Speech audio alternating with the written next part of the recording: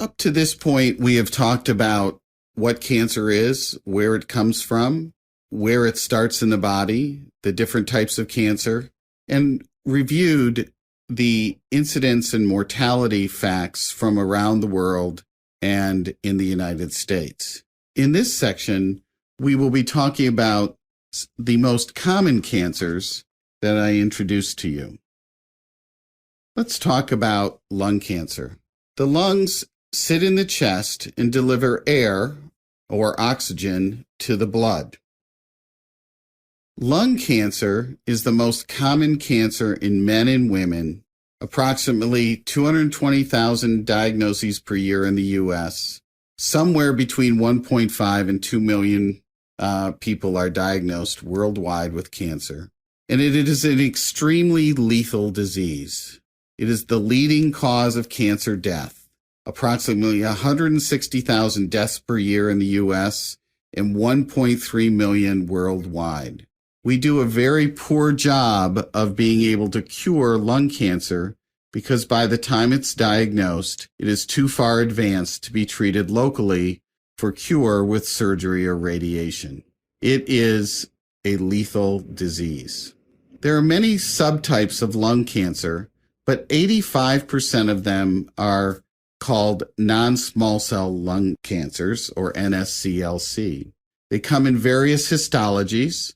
Adenocarcinoma is the most common, 40%, but then there's squamous cell carcinoma and large cell carcinoma. By and large, although we have different histologies for these cancers, they are essentially treated very similarly. On the right, you have a picture of lungs. You notice they're very brown. That's because this was a smoker, and you see a big white cancer in the middle of the lung field there. What are the risk factors for lung cancer? Smoking, smoking, smoking. Let me repeat. Smoking, smoking, smoking. 87% of lung cancer deaths in men and 70% in women are likely caused by smoking. Risk of developing lung cancer is 25 times higher in smokers as compared to non-smokers. Many other lung cancers are linked to secondhand smoke. Let me repeat. The number one risk factor for lung cancer is smoking, smoking, smoking. Primary smoking and secondary inhalation of smoke when you are exposed to it. This is why in the United States, smoking has been banned in restaurants in most public places because it is well known that secondhand smoke is linked to a risk of lung cancer. Other risk factors include radon, asbestos, arsenic, radioactive ores like uranium, and inhaled chemicals. In other words, inhaled substances that damage the lungs. This makes lung cancer prevention fairly straightforward. Stop smoking. Do not let yourself be exposed to secondhand smoke. Stop smoking. Do not let yourself be exposed to secondhand smoke. If you can decrease exposures, for example, wearing an air mask, if you're a uranium miner, you can decrease your chance of developing lung cancer. So smoking cessation and decreased exposures are the way to prevent lung cancer. Many studies have been done looking to try to understand, can we screen for lung cancer? Many things have been tried, including x-rays and computed tomography scans and sputum tests. There was a large study called the National Lung Screening Trial that looked at men and women 55 to 74 years old who were otherwise in good health, who had at least a 30-pack year smoking history. That means they smoked at least 1 pack of cigarettes per day for 30 years. That means they have a 30-pack year smoking history. If they had smoked a half a pack a day for 30 years, they would have a 15-pack year smoking history. If you smoked 2 packs per day per year, it would be a 60-pack year smoking history. The other way to be eligible for this trial was to be still smoking or have quit smoking within the last 15 years. If a man or woman meets those criteria, it was noted that they could be screened with a CAT scan yearly for 3 years in a row to look for early lung cancers, and that this could actually detect lung cancers and remove them before they became lethal. So this is the recommended lung cancer screening, but only if you have these characteristics. We do not know how to screen for lung cancer in other populations or for people that potentially have less of a pack-year smoking history. Let's move on to colon cancer. The colon is a tube about 5 feet long at the end of the digestive system that stores waste. So here in this diagram, you can see that you swallow food through the esophagus, it lands in the stomach. The stomach then dumps the food into the small intestine.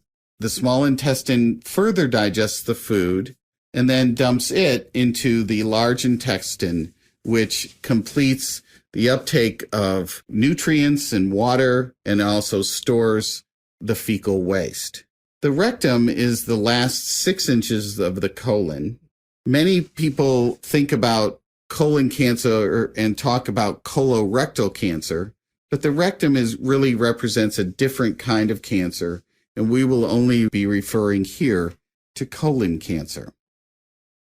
Colon cancer is the 3rd most common cancer diagnosed in men and women. There are approximately 93,000 diagnoses per year in the U.S. It's the 3rd leading cause of cancer death, approximately 50,000 deaths per year in the United States. Notice there are less deaths, about half the number of deaths as diagnoses per year. That's because if we catch primary colon cancer early, shown here in this picture as an ulcerating mass inside the colon, we can actually remove the cancer with surgery and cure people. Therefore, being diagnosed with colon cancer early, it still can be cured, and the deaths are caused by colon cancer that spreads or metastasizes. What are the risk factors for colon cancer? Well, age. 9 out of 10 people diagnosed with colon cancer are over 50 years old. And if you remember, I said that the incidence of cancer was going to increase dramatically by the year 2030, from 14 million in 2012 to over 21 million in 2030. That's because the world's population will continue to age as we wipe out diseases that kill children and kill you when you're younger, for example, pneumonias and diarrheal illnesses. So as the population of the world grows and ages, cancers like colon cancer will be diagnosed more frequently. What other risk factors for colon cancer are there? Diet. A diet high in red meats and low in vegetables, a low fiber diet, is a risk factor for developing colon cancer. If you think about it in its simplest terms, if you don't eat vegetables, you don't have a lot of fiber cleaning out the colon as it traverses through, allowing damage to the colon over a lifetime. It's also now noted that lifestyle, obesity, smoking, and alcohol all contribute to a higher risk of colon cancer. Also, if you have a history of inflammatory bowel disease, Crohn's disease, or ulcerative colitis, diseases that chronically damage the colon over time contribute to colon cancer. If you have a positive family history, it's approximately double risk if you have one affected first-degree relative. So if you have a mother, a father, a sister, or a brother who has been diagnosed with colon cancer, your risk is double. There are also several genes that can be inherited that affect your risk of colon cancer. These are genes from a wide variety of families, including the DNA repair genes and KRAS and P53. You will learn more about these genes in subsequent lectures. Suffice it to say, there are known genes that are risk factors for colon cancer. How to prevent colon cancer? It's very clear that a high fiber diet, a low red meat diet, is associated with decreased risk of developing colon cancer. In fact, a heart healthy diet, which is a diet low in red meat, low in fats, and high in vegetables, is probably the best way to prevent colon cancer also. So a person can do much to improve their health, both their risk of having heart disease as well as colon cancer, by simply following a heart-healthy diet. Another possibility for colon cancer prevention is low-dose aspirin. It is unclear why aspirin is effective. It probably relates to it being an anti-inflammatory, cutting down the chronic inflammation in the colon. But because of risk of bleeding, it is not recommended on a wide basis to be used for colon cancer prevention. The way to screen for colon cancer is very clear. Colonoscopy should be done every 5 to 10 years, starting in every person at age 50. This is the most effective way to identify colon cancer early, to remove polyps that are on their way to becoming cancer, and is very effective. Other potential tests include stool DNA tests, sigmoidoscopies, barium enemas, and fecal occult blood tests. But quite frankly, they are not being used very often or in a widespread fashion because colonoscopy is so good. The biggest problem with colon cancer screening through colonoscopy is that not everybody follows these guidelines and gets a colonoscopy done. But it is clear that colon cancer incidence and death is decreased by colon cancer screening. What about breast cancer? The breast consists of milk-producing glands surrounded by fat and connective tissue. The glands connect to the ducts, which carry milk out to the nipple. Breast cancer is generally an adenocarcinoma. It develops in the glands themselves and grows out. Here in this picture, you can see a breast cancer that is grown out of the breast and is presenting as a large mass. It is the most common cancer in U.S. women. Approximately 230,000 people are diagnosed per year in the U.S. It's the second leading cause of cancer death in women, approximately 40,000 deaths per year. Again, notice the big difference between the number of cases diagnosed and the number of deaths. That's because most of the cancers are diagnosed early enough to be treated with surgery or radiation, which we'll talk about in our last lecture, which leads to fewer deaths per diagnosed case per year. Again, 80% of primary breast cancers are called infiltrating ductal cancers. They are adenocarcinomas. There are subtypes of like lobular and nipple cancers, but again, the vast majority are adenocarcinomas. What are the risk factors for breast cancer? Again, age. 1 in 8 cancers in women occur under the age of 45, 2/3 over the age of 55. It is clear that family history is important as a risk factor. Having one first-degree relative, mother, sister, or daughter, with breast cancer doubles a woman's risk. There are genes that are associated with increased risk. Known mutations in a woman's genome, including breast cancer or BRCA1, which increases risk 55 to 65%, and breast cancer 2 or BRCA2, which increases risk approximately 45%. These are genes in the DNA repair pathway and can now be screened for in appropriate populations. Dense breast tissue is also a risk factor because it makes mammograms, which are screening tests, less accurate. Lifestyle is an important contributor to breast cancer. Obesity, lack of physical activity, alcohol abuse, not having children, oral contraceptive use, and postmenopausal hormone therapy all contribute to increasing risk of breast cancer to some extent. The exact number or percent of increased risk is often unclear, but we know that these all contribute. Are there any ways to prevent breast cancer? Well, no, there are no known proven strategies except for prophylactic mastectomy in high-risk women. This can be performed in women who, for example, have family members who have had breast cancer and who are carriers of those genes, BRCA1 or 2, where it is thought that they have such a high risk of developing breast cancer in the future that the woman chooses to have her breast removed. This is not done commonly. Other possibilities for breast cancer prevention include high-fiber, low-fat diets, staying physically active, and maintaining normal weight. You are probably starting to see a theme here. High-fiber, low-fat diets, staying physically active, keeping a normal weight, not becoming obese, and not smoking are all prevention strategies that cross many cancers. Breast cancer screening consists of monthly self-exams by a woman, usually at the same time of each month of her menstrual cycle, yearly exams by a health practitioner, and mammograms, which are special x-rays that you'll hear about in a future lecture.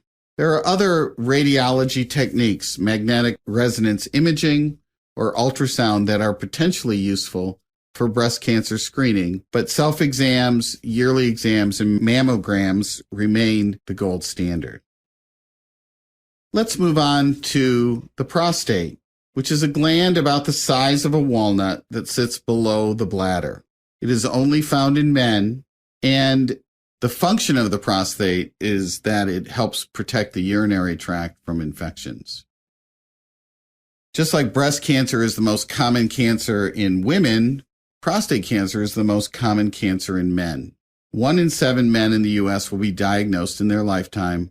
Approximately 222,000 new cases in the U.S. this year, and it's the second leading cause of cancer death in men, with approximately 27,000 men dying in the U.S. every year. Again, just like with breast cancer, notice the difference in diagnoses versus death. If we find prostate cancer early, before it is spread, it is very curable, and the vast number of men who are diagnosed undergo surgery or radiation to cure their prostate cancer.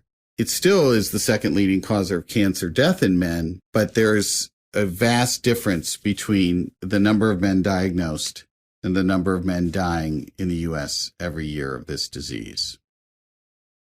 The risk factors for prostate cancer are age, again, a disease mainly occurring in older men. 6 out of 10 cases are diagnosed in men age 65 or older, and it is rare before age 40.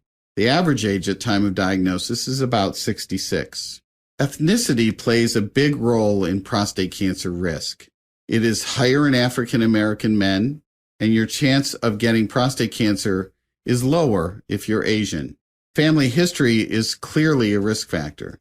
Having a father or brother with prostate cancer more than doubles a man's risk of developing this disease. There are several genes that contribute to prostate cancer risk, including a gene called HOXB13, but also BRCA1 and 2 in men contributes to prostate cancer risk, just like they contribute to breast cancer risk in women.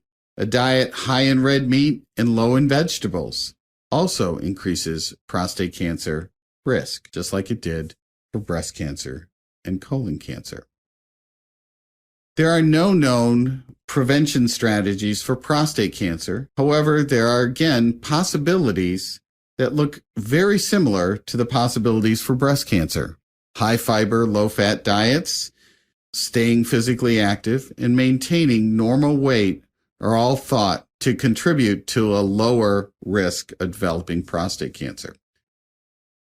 Screening for prostate cancer consists of a yearly digital rectal exam starting at age 50.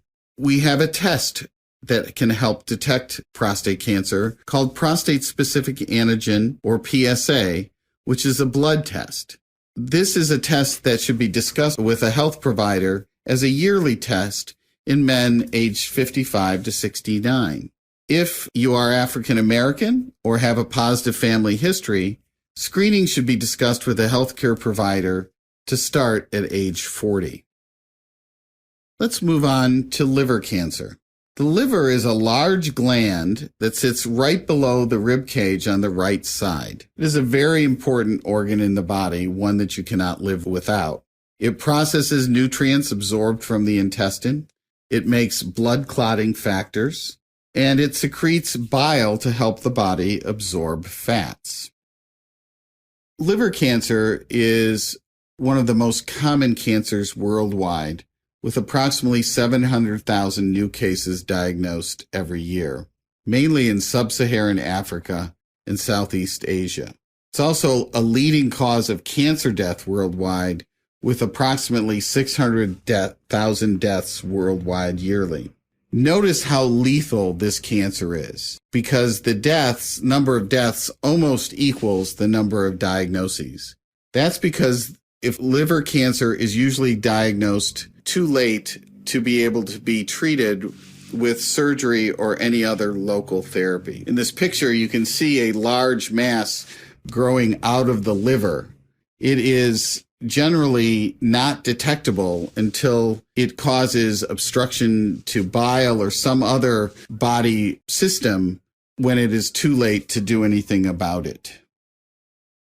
What are the risk factors for liver cancer? Male sex, approximately twice as common in men as women. The major risk factors, though, for liver cancer involve chronic diseases of the liver, chronic viral hepatitis, hepatitis B, and hepatitis C. These infections lead to cirrhosis, which means scarring of the liver, which is the biggest risk factor for liver cancer. The chronic damage leads to genetic damage, which leads to liver cancer. Alcohol, when abused, can also lead to cirrhosis, which then becomes a precursor to liver cancer. Not all patients with cirrhosis get liver cancer, but if you do have cirrhosis, whether it's from hepatitis B, hepatitis C, or alcohol, the risk of developing liver cancer increases dramatically. Hepatitis C and B are endemic to areas of Asia and sub-Saharan Africa, and that is why the risk of developing liver cancer is so much higher in those populations. Another common risk factor for liver cancer is exposure to aflatoxin, which is a fungus associated with storing grains in tropical environments. Again, more common in Asia. Lifestyle can contribute to liver cancer. Obesity contributes to cirrhosis. Anabolic steroid abuse and smoking have all been associated with increasing a person's chance of developing liver cancer. This leads to the question of how can liver cancer be prevented? First and foremost, preventing and treating hepatitis infections has become the best way to prevent cirrhosis and prevent the development of liver cancer. Avoiding alcohol abuse, avoiding smoking, and avoiding obesity all contribute to liver cancer prevention. Unfortunately, there is no proven strategy for screening for liver cancer. For people at higher risk of liver cancer due to cirrhosis from any cause or from chronic hepatitis, some caregivers suggest using a blood test called alpha-fetoprotein, which is a protein produced by liver cancers, and ultrasound exams every 6 to 12 months, but there are no firm guidelines. The last major common cancer worldwide that we're going to talk about is stomach cancer. The stomach sits at the end of the esophagus, just under the diaphragm, and it holds food and starts the process of digestion. Remember, it connects to the small intestine, which then connects to the colon.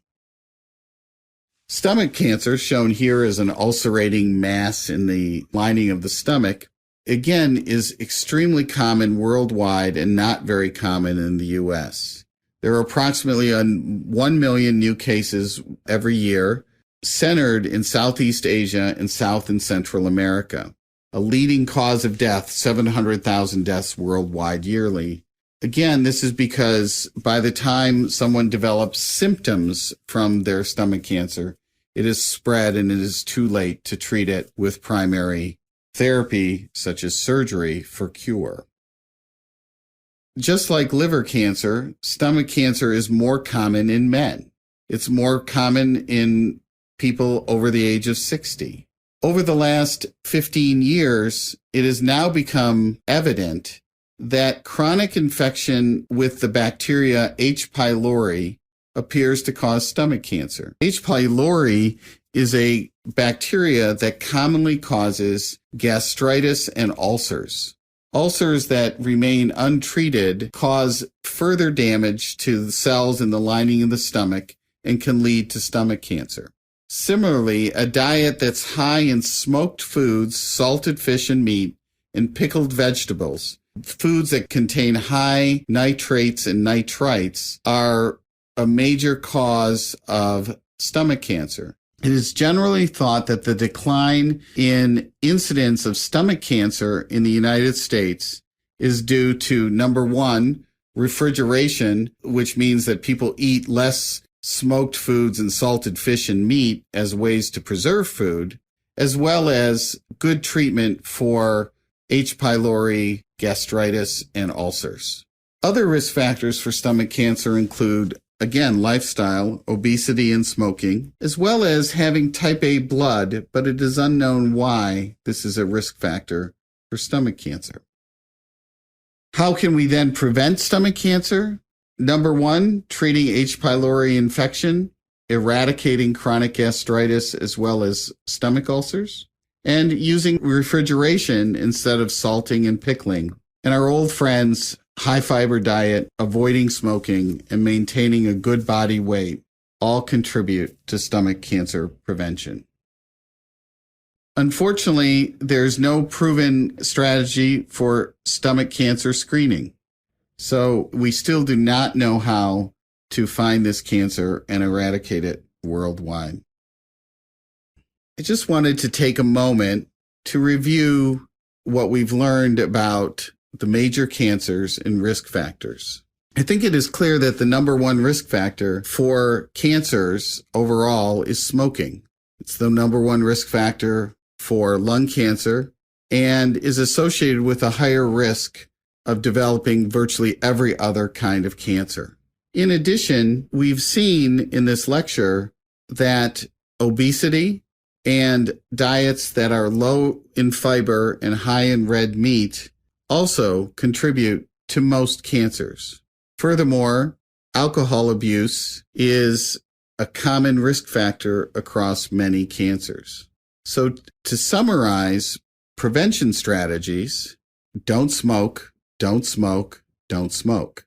And in addition, being physically active and maintaining a normal weight, as well as eating a heart-healthy diet that is low in red meat and high in fiber, are the best ways to decrease risk of developing cancer. Thank you for listening to this first lecture in the Introduction to Cancer Biology course. I hope it has given you a perspective on how cancer came to be named, what the risk factors for cancer are, where it starts in the body, and some of the screening and prevention strategies that are currently available. Future lectures will go into much more detail about the genetic cause of cancer, the different hallmarks of cancer, as well as how we diagnose cancer and how we treat it. Thank you very much.